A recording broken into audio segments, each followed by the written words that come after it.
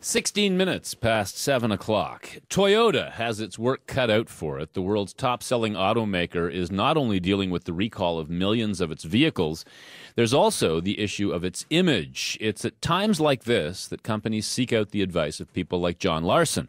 He's a principal with the public relations firm Corpin Group, based in Calgary. He specializes in corporate crisis management, and he joins me in the studio now. Good morning. Good morning, Jim. Thanks for coming in this morning. Thank you so much. So just how bad is Toyota's PR problem right now? Well, it's bad. I mean, this is the biggest car maker in the world. They lost billions of dollars last year due to the economy.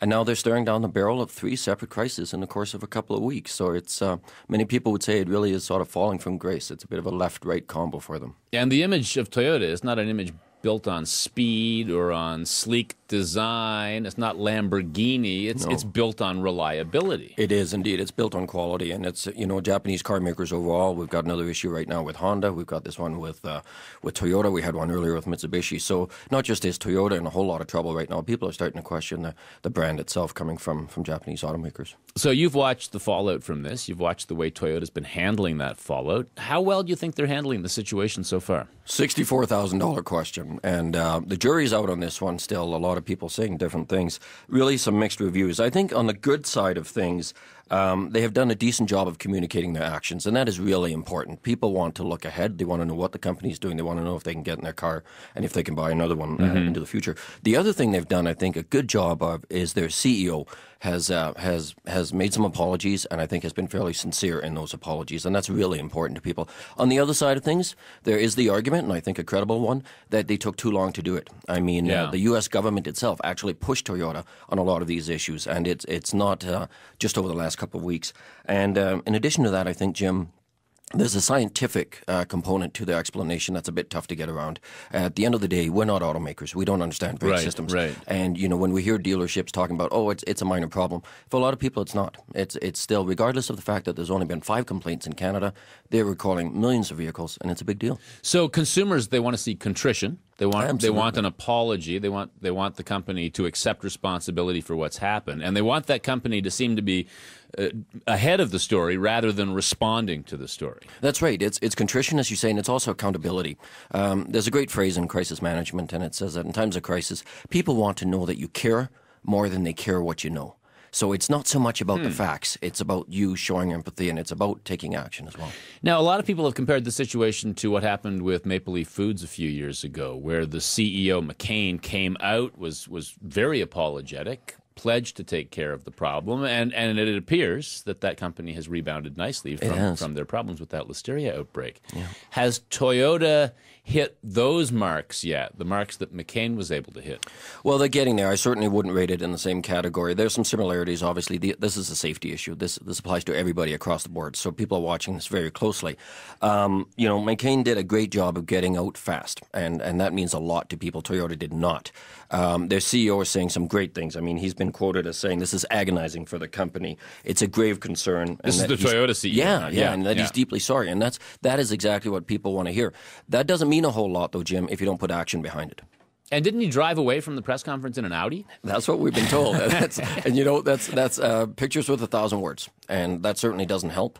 Having said that, they need to stick to their actions right now. That's what people here are concerned about, and that's what you're concerned about when you walk into a showroom. So it would be safe to assume if he came to you at Corpin, you would have told him not to drive away from the press conference in an Audi. What else would you have told him? I would definitely have told him that. I would also have said, what you can't do on this is you cannot minimize people's concerns. Yes, scientifically, we understand there have only been 5 complaints, but at the end of the day, there still have been about 19 people killed in the U.S., and you need to contextualize it for them. So the sort of thing is don't minimize, contextualize. Right. And what that means is that you need to continue talking to people. You need to continue a dialogue. And very often, companies get in this routine where they do what they think is a dialogue, but honestly, it's a monologue. Mm-hmm. So how do you listen to what people are saying, and how do you respond to that? Okay, so we've been talking in a sort of big picture terms here. Let's get more specific. If they came to you for advice and they asked you, should we be doing more TV advertising, more newspaper advertising? Should we be making our people more available to the media? Should we be offering special sales? What would you be saying to them in these specific terms? I wouldn't do it in the sales side of things. I think if you look at lowering your prices, you're diminishing the proposition of quality. You're diminishing who you are as a company and as a product. What I would say is absolutely get out there a lot more. Advertising has limited effect. I wouldn't discount it it entirely, but it has a limited effect, especially in times of crisis. People think you're trying to buy your way out of it. Advocacy is huge. Get your Toyota buyers, get them out there.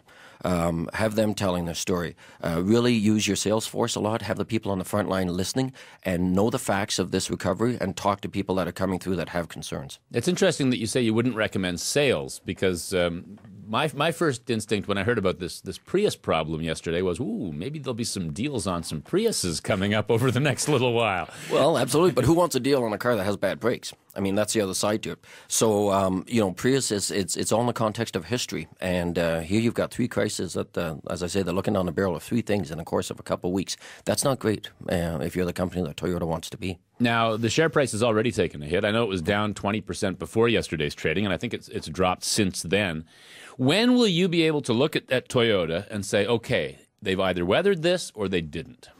A good question. Everybody would have their own opinion on this. I would give it about a year. I think that does a couple things. Is the court of public opinion. It takes about a year for perceptions to change, for anger to settle out. I mean, if you remember a year ago, everybody was talking H1N1 not going to Mexico, and now everybody's back there in droves.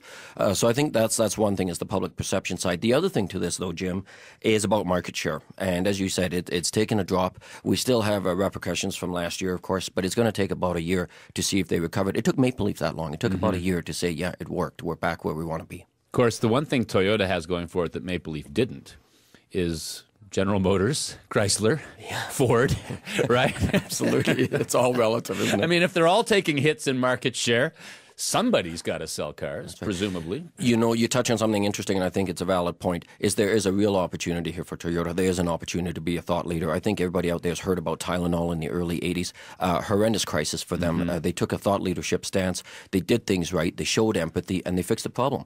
And within a couple of years, not just had they regained market share, they had regained a position in that marketplace where people looked to them as the product to buy. Right. Of course, with Tylenol, it was more of a tampering issue than a quality issue. It was indeed, but at the end of the day, it was still safety, and it still worried people, and the response was still incredibly important. Thanks a lot for coming in this morning. Thank you so much. My guest has been John Larsen. He is a principal of Corpin Group in Calgary. It's a public relations firm specializing in corporate crisis and issues management. We do welcome your thoughts on what he had to say. Give Talkback a call at 403-521-6209 or send us an email, eyeopener@cbc.ca.